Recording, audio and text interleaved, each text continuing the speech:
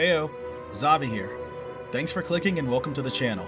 This is my very first video, so I'm quite excited and nervous about how this turned out.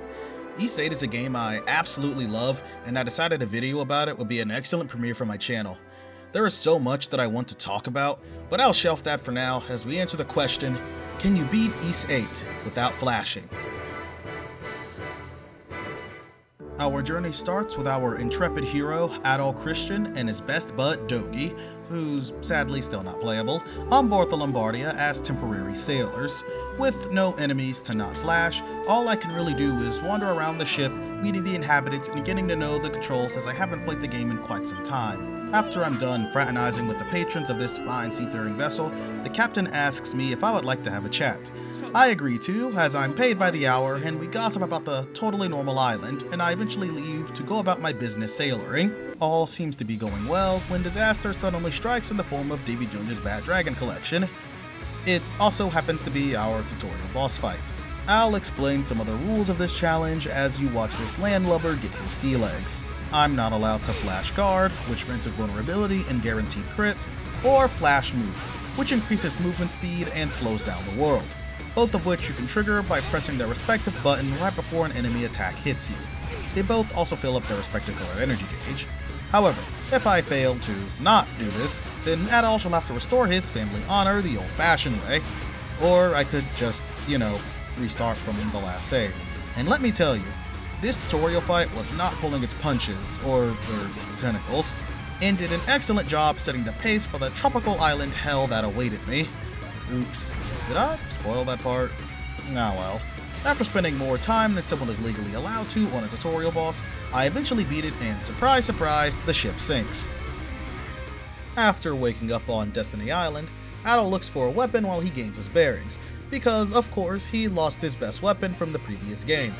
A few PETA violations later, and I'm free to do a little bit of exploring as I finish getting used to the controls. The realization hit me that this was a totally wonderful idea when early game basic enemies can kill me in about 2 or 3 hits. Nevertheless, I trudge on undaunted. A little bit later, after engaging in some customary anime hijinks, I get my second party member, Lacrimosa von Roswell, or as she will come to be known as, Discount Hummel. Nothing against you, Loxy. Hummel's just better, both in terms of the challenge and general gameplay. That being said, I'm happy to have a second sacrifice to appease the angry hordes of common rabble. Quick intermission. No, YouTube's video quality selector isn't broken in case you were curious. My videos are just a sorry strand of assimilated pixels as I am rather new to recording and editing, and it shows in the quality of the footage, but worry not. The video fidelity will improve over the course of the run as I get accustomed to my various production software. Shortly after character introduction, I arrive at the central hub where we will be staying for the duration of my purgation vacation. Think of it as home away from home, and what home is complete without a squatter or two? Having spotted someone in need of some prime real estate, we make our way toward a literal hole in the wall. A few house pets and a new housewarming sword for Adol later, we narrowly catch up to our interloper, but first, a boss. Biff Teresa. Or is it Bife Teresa? The Nocturnal Lord. While I'm getting absolutely dusted by the giant fruit bat, let me go over a few extra details as I know challenge runs tend to have extra stipulations, and I forgot to include them earlier. As this is my first challenge run, I wanted to give myself some leeway in terms of what is allowed. I can use all skills and ultimate attacks, items, gear, so on and so forth. Glitches and exploits are allowed if they are not game breaking. For a restriction, I am not allowed to overlevel and essentially stat check any obstacle that I come across, though this is a redundant limitation since I am almost always laughably underleveled, and most encounters are dances with demons, and I have 2 left feet.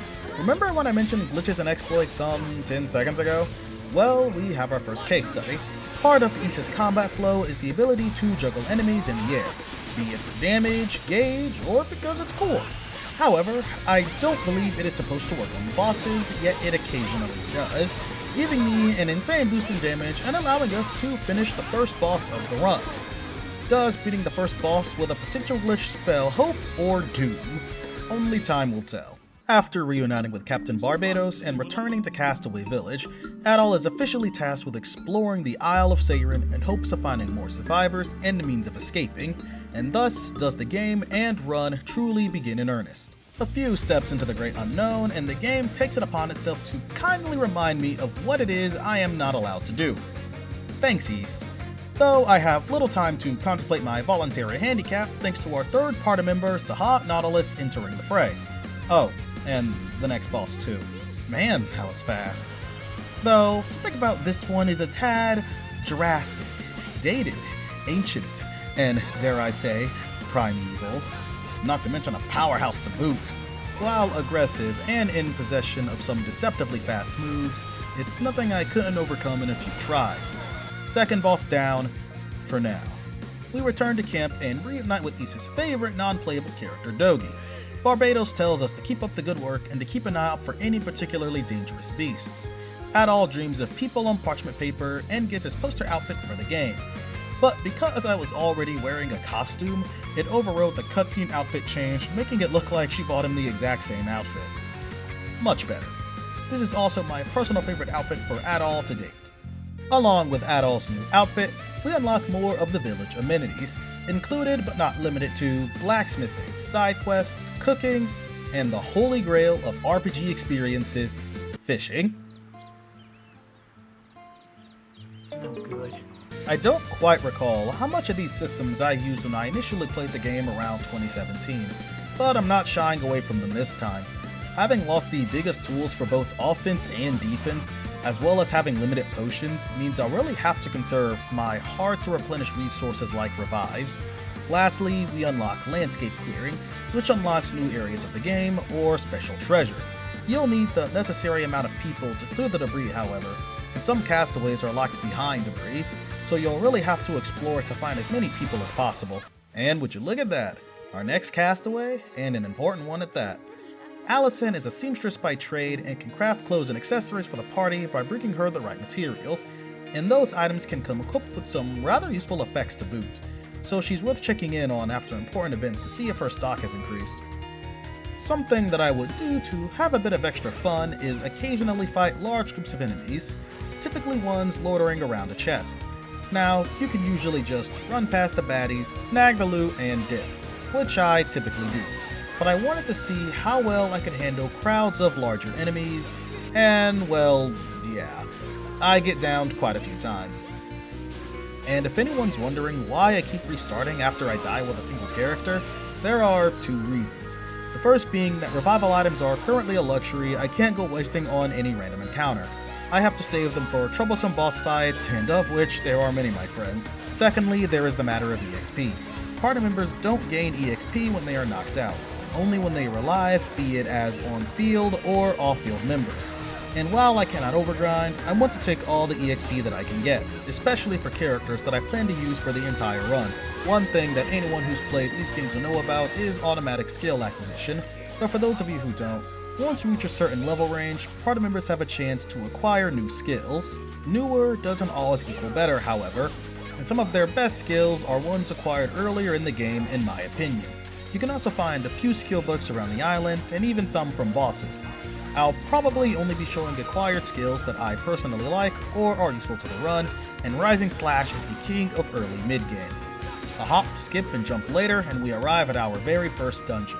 With not much else to do in the overworld, let's venture forth into the towering coral forest.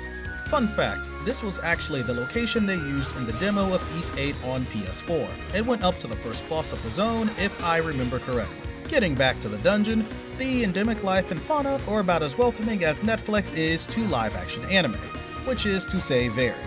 Nevertheless, I venture forward, none too perturbed by the zealousness of my forest friends. I take in some sides, levy some loot, and before too much longer, more castaways are found. A living potato sack in the guise of a noble named Sir Carlin, and Kiergaard, a doctor with no fortune to his name, but knows how to rip apart any clot or ailment that crosses his line of sight. With the good doctor, your wellness will never be down to the wire. I think you get the point. They also mention that a lady stayed behind because of her potato allergies, and after meeting the sentient sack, I think I might be allergic as well. Dogi comes to pick up the groceries in Mr. Hyde, while we go find our missing lady. So, retracing the path the two of them took takes me to this quaint little pond, and this is a boss room. Great. Well, with little preamble, we get straight into the third boss, Serpentis, the merciless maw of terror. I am almost certain that they use a random name generator for the titles of these bosses, and honestly, I would make more fun of the boss's name if I wasn't busy scraping my party members off the forest floor. This is the first instance in the run where the realization of what I was doing really began to take root, and for a few key reasons.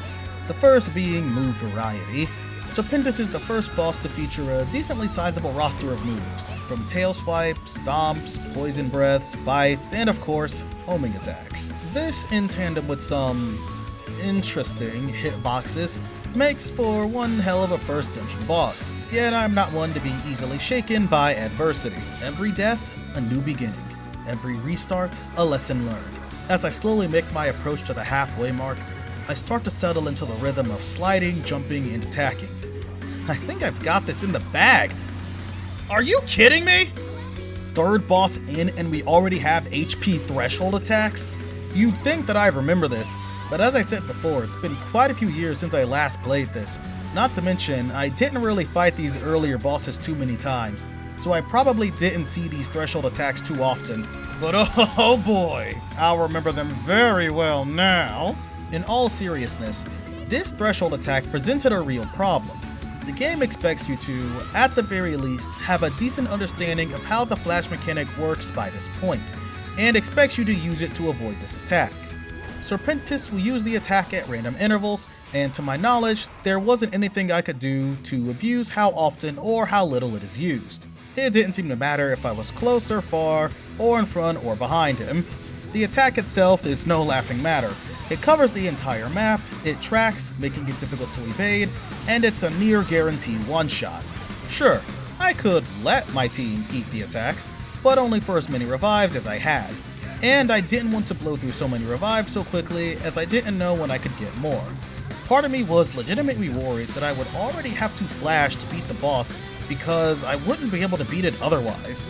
And I really didn't want to jump ship to how few flashes can I beat East 8 with. Yet by stubbornness or tenacity, and the encouragement of my friends, I persevered, trying to make the most of the healing resources and narrowly skirting the rush attack when RNG favored me. I finally managed to fell the beast after several hours of attempts. Third boss down, no flashing. After the boss's luminescent decomposition, I make my way to the crystal to question my life choices in the menu for several minutes. I feel you past me. I feel you. After I believe was me checking inventory, I trudge onward.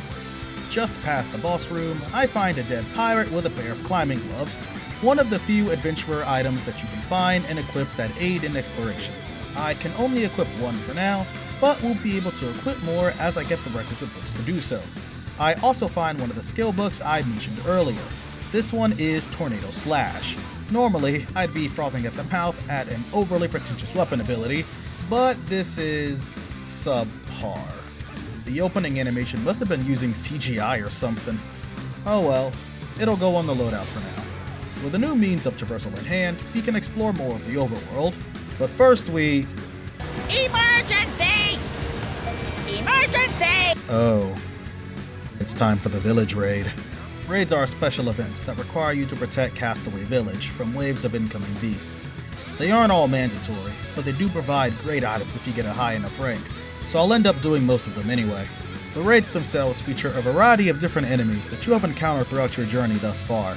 Let's kick things off with Adol remembering that he has vocal cords. Let's get off this island alive! You heard the man. Following this is a complimentary intro to raid screen. Pause at your leisure.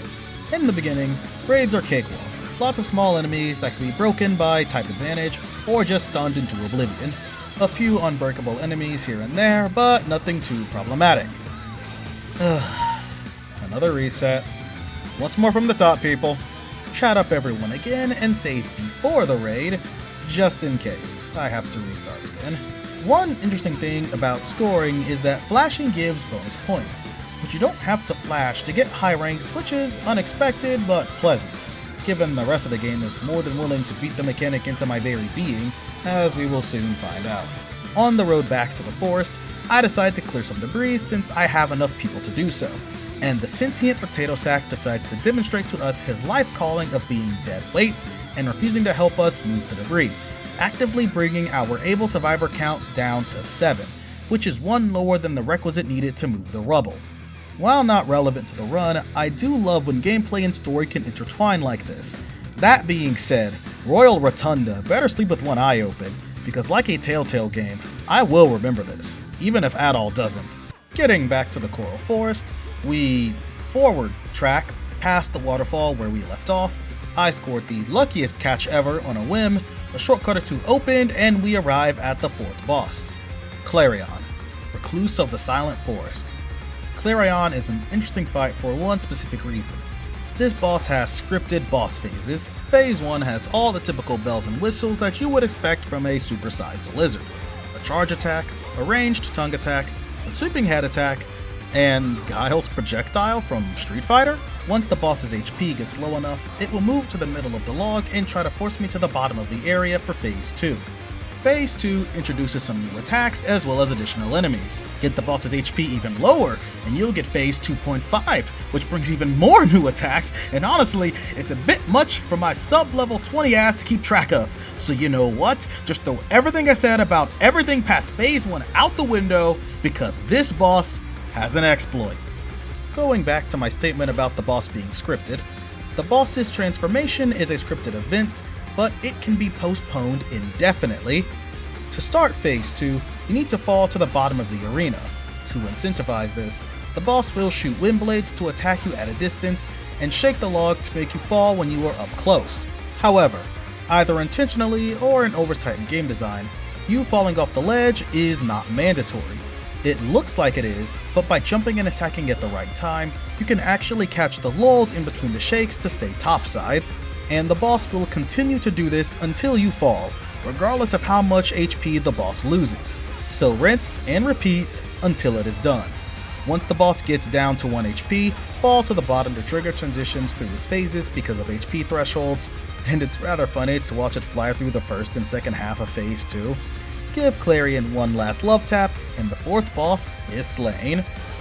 I bet it didn't see this defeat coming, because it's a chameleon and it can camouflage. Past the boss isn't too much of interest, save for a letter from a Mr. T and our tater hater, Kathleen, our resident blacksmith. She, as you can guess, gives me access to reforging for weapons as well as another means of acquiring armor for the party, a welcome and invaluable addition to Castaway Village, as well as one of my friend's best girl of East 8. If you're watching, you know who you are. There is also this bird in Castaway Village. Feed bird fish, bird give item. You can only give each fish once though. Now back to some important business. With the rescue of Kathleen, we are now back to 8 castaways, meaning we can rectify the problem that Carlin left us with. And looky here, this was the necessary path for quest progression. Letting this grievance go, we unlock a new portion of the map. You know the drill. More stuff to fish, slay, and run away from whatever that is! Yeah, that's a 30 level difference. I ain't messing with that. And I'll let you in on a little secret. Even if I fought it, I wouldn't be able to kill it. Literally, it would just get back up and heal once its HP reached 0, but we can remedy that later, because something more important is right around the corner. The first run-in with my favorite character in East 8 and forerunner of this challenge, Hummel Tribaldo. More paper dreams, followed by me spending more time than I should on a random enemy. Whew, oh boy, I've got my work cut out for me. Returning to Castaway, I get the ability to fortify the defensive system for raids, bring resources, strengthen stronghold, a very useful feature. Higher fidelity. Well, would you look at that? Past Xavi figured out how to use OBS a little better. Thanks. We appreciate it. Coming into this cozy little cavern, we find yet another castaway, Sister Nia, a nun of the Roman Church. And my personal favorite girl of East 8, but don't tell my friend I said that. Reuniting with Nia must have been a gift from the divine, because it is in this very cave where Adol unlocks Force Edge. It's one of the moves that I used all the way to endgame and arguably his best move for the run. Its combination of range, damage, and speed makes it the perfect choice for most encounters. I go back to camp to see how Nia is settling in. About what I expected. Continuing our escapade through the wild, Adol and friends are reunited with Hummel, and after a light misunderstanding, Hummel finally joins the party. Temporarily. Yeah, he's just like that. But I'm going to use him while we have him. I want to get used to his movement and attack speed again if he's going to be of use in boss fights. Hummel, being much slower than Adol, has the potential to be problematic, as it's going to affect windows of opportunity for attacks. I'll have time enough for practice in the upcoming dungeon after the obligatory camp scene and more ancient tree people. With daybreak comes the next leg of our journey, the Eroded Valley. I take a quick detour to visit an old friend, the Bolfredon. It is one of the few enemies that can KO party members. How, you ask? All I'll say is that you can't flash stomach acid. The valley itself is a maze of cave systems and corridors. The main residents of this moist hamlet are bats and the spiders that look like igloos to me. Ain't much else of interest in this place. Admittedly, I got a little lost because everything looks the same, and like a true adventurer, I refuse to use the dungeon map. For a time. Now that I know where to go, this is progressing all, yeah, they can wait, Pero. The next boss comes first. Lonbrius, Burrowing Blind Malice. I'm not even going to give this any lead up. I hate this boss. Multiple targets that move independently of each other, burrowing, it's in its name. A projectile that poisons, and all the other slamming and sweeping attacks that you can shake your iframes at. I know this is the part where I would talk strategy, but honestly, the only thing with forethought for this fight was the beginning. I hope to get lucky enough with Hummel's Calamity Burst, as it has a chance to kill 2 of the tentacles from the get-go, leaving me to deal with half the original number. Though this happened so rarely that it wasn't even worth thinking on as a tactic. But fortune had favored me for a run, and I had gotten just that out. Still took some hits from the remaining 2, but they go down just the same. And after them comes the head of this Hydra, Lonbrigius. They added 2 letters to the name. I'm serious, rewind and go check. Like the other perpetually pulsating purple pests, this one comes with a garden variety poke, slams, and sweeps. The only difference being that they now hit harder and cover more range. It does have a new attack in the form of this laser array it shoots out from its eyes. Honestly, the second phase is easier than the first. The problem is getting to the second phase enough times to adequately learn its patterns, while sparing enough resources through the first half. Thankfully, I've been landing some good ultimates from Hummel, dealing good damage to 2 or 3 heads, so reaching phase 2 has been getting easier.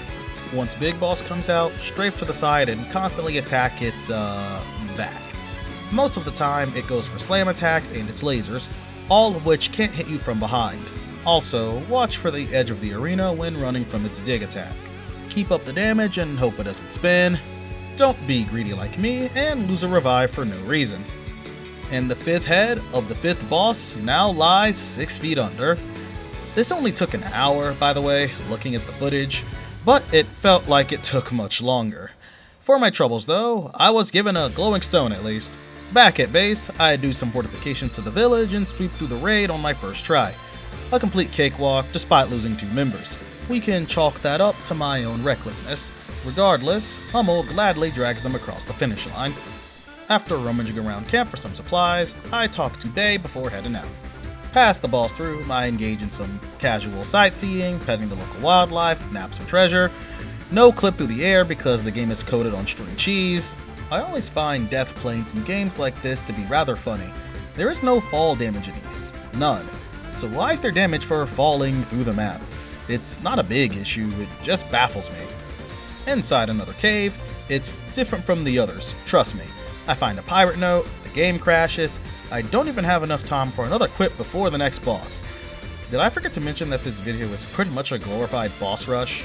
It's not as if there isn't anything else to say about the game or journey. None of it's just really important to the context of the run.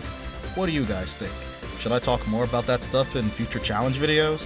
Back on track though, we have Mama Igloo Spider, or Gargantua, monstrous many-eyed captor. I joked about this once, but I'll do it again. I legitimately wonder who in-game names these bosses. We are stuck on a deserted and cursed island, and someone decided to give these guys pretentious titles. I want to find this person and shake their hand. Clearly, someone has their priorities in order. Now, I know it might feel like I'm stalling discussing the boss fight, and that's because I am. I have little qualms about saying that this is my most hated fight of the entire run. Even more than...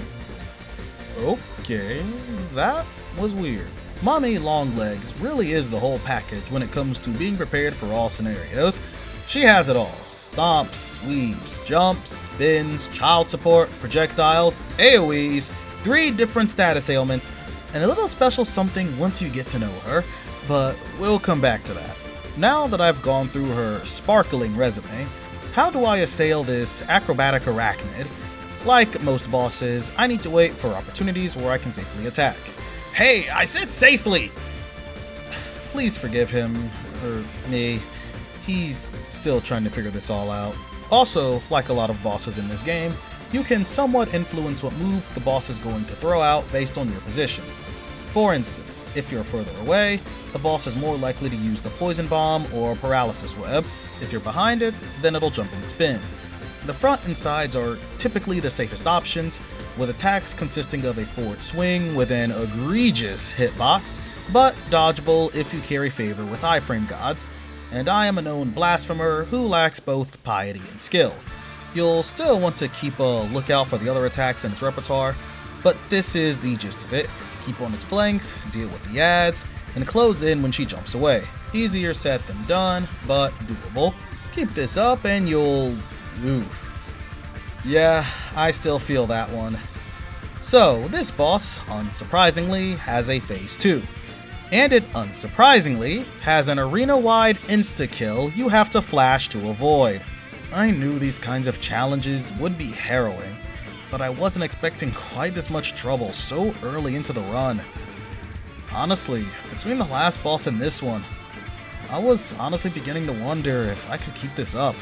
I'm having this much trouble, and I'm not even halfway through the game. Hell, I haven't even made it to the fight that I'm banking on being the run killer.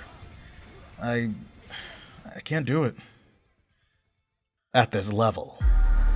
I need more power. I need to level up. Adol is level 19 and Gargantula is level 23. Hummel is level 22, but I'm doing the fight as Adol, so that's the level that matters. This is a battle of attrition, and I need all the raw stats that I can muster at my disposal.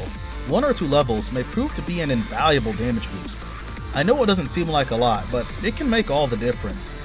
These infinitely respawning Vs are a great source of early game EXP. They're level 25 and easy to kill. The trade-off is that I'm also easy to kill. But no matter. Who said guns and fantasy don't mix? Now, that's a lot better. Time to finish this, you... The game crashed again. I can get through the first phase while only getting hit 2 to 4 times, allowing me to save on heals and revives. And when you think about it, the second phase is just like the first phase, but harder. Same song, but a faster tempo. Most of it's nothing I haven't seen many times before. And as stagnant as my attempts may seem, I am getting farther. The steps might seem daunting at first, but keep putting one foot in front of the other, and eventually, it will be the boss without any legs to stand on.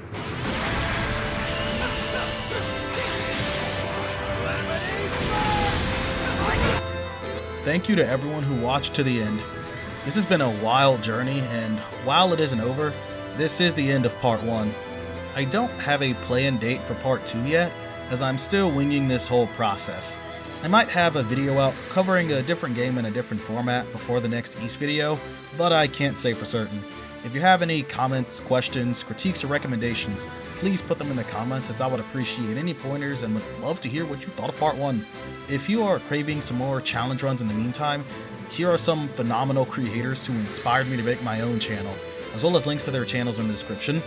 I have more to say, but I'll leave it for another time. Once again, thanks for watching, and remember to stay safe, sagely, and suave.